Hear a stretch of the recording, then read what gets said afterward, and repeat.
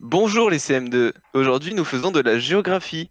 Nous allons nous pencher sur le cas de la ville d'Annecy, dans le département de Haute-Savoie, dont le numéro est le 74, pour travailler sur l'organisation géographique d'une ville. Pour lire ce paysage d'Annecy, il faut découper la ville en zones. Pour commencer, il y a le centre historique, ancien au centre de l'image. Il représente la ville telle qu'elle était autrefois. La ville actuelle s'est construite autour. Le centre historique concentre des monuments, des musées, de nombreux commerces. Aujourd'hui, le centre d'Annecy est une zone piétonne commerciale très réputée.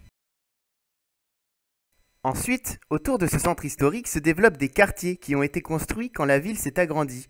Ils sont plus modernes et ont permis de loger les populations arrivant dans la région. Ils contiennent surtout des bureaux et des habitations. Les banlieues sont quant à elles des zones périurbaines d'Annecy. Ce sont des communes qui se trouvent autour de la ville. Elles rassemblent un grand nombre d'habitants qui souhaitent vivre à proximité d'Annecy, mais pas à Annecy même, car il y a peu d'espace et habiter dans le centre coûte plus cher. On appelle ce phénomène l'étalement urbain, et les banlieues font partie de l'agglomération, qui regroupe l'ensemble de la ville et ses banlieues. On y trouve des zones d'habitation composées principalement de grandes maisons, d'immeubles et de zones commerciales, ainsi que les industries. Ces lieux sont bien desservis par les routes et les transports en commun. Sur la photo, on peut aussi remarquer une étendue d'eau.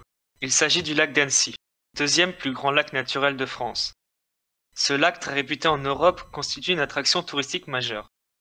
Il constitue un réel patrimoine paysager et attire de nombreux touristes chaque année pour les vacances d'été. L'agglomération doit s'agrandir pour pouvoir héberger la population de la ville qui augmente toujours. Comme on peut le voir sur le graphique, la population a doublé en 50 ans, entre 1970 et 2020. Voici les mots qu'il faut retenir. Le centre historique est le centre ancien, le cœur de la ville. Les zones périurbaines sont les alentours de la ville. L'étalement urbain est l'agrandissement de la ville et des communes qui l'entourent. L'agglomération est constituée de la ville et de ses banlieues. Enfin, une attraction touristique donne envie aux touristes de visiter la ville.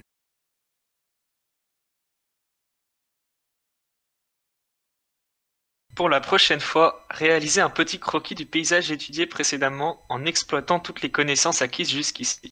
Vous devrez faire aussi ce quiz sur WooClap pour vous auto-évaluer.